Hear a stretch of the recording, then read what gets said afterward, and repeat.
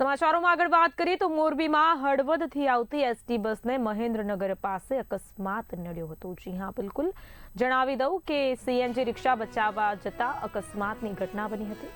ધંધુકા મોરબી રૂટની બસ આગળ જતી વાહન સાથે અથડાઈ હતી। અંદાજિત 15 જેટલા મુસાફરો ઇજાગ્રસ્ત થયા છે। ઇજાગ્રસ્તોને તાત્કાલિક સિવિલ હોસ્પિટલ ખાતે સારવાર અર્થે ખસેડવામાં આવ્યા। 15 જેટલા મુસાફરો ઇજાગ્રસ્ત થયા હોવાની માહિતી। ઇજાગ્રસ્તોને તાત્કાલિક સિવિલ હોસ્પિટલ ખાતે સારવાર અર્થે ખસેડવામાં આવ્યા છે। શું નામ બેન તમારું? બેન, તમે ક્યાંથી ક્યાં જતા હતા ને શું થયું? ધંધુકાથી મોરબી આવતા હતા તો આગળ રિક્ષા આવીને એમાં બ્રેક મારી બસ વાળાએ, એટલે ઘણા બધાને વાગ્યું, બધા મોઢા ને માથે વધારે વાગ્યું। તમે કેટલા જણા હતા ને એમાંથી કેટલાને લાગ્યું?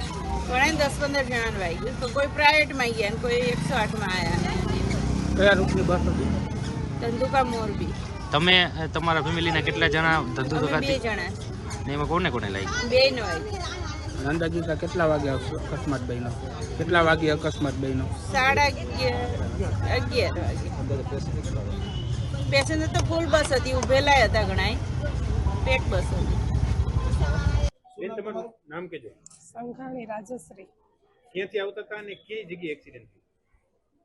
હળવદથી આવતી હતી અને સામા કાંઠે આ સીએનજી પંપ પાસે કેવી રીતે એક્સિડન્ટ થયો?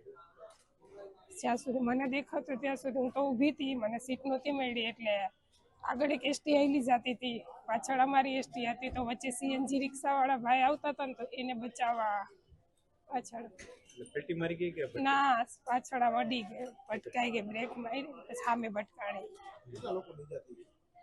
મને ચક્કર આવી ગયા હતા। અંદાજે મને ખ્યાલ નથી।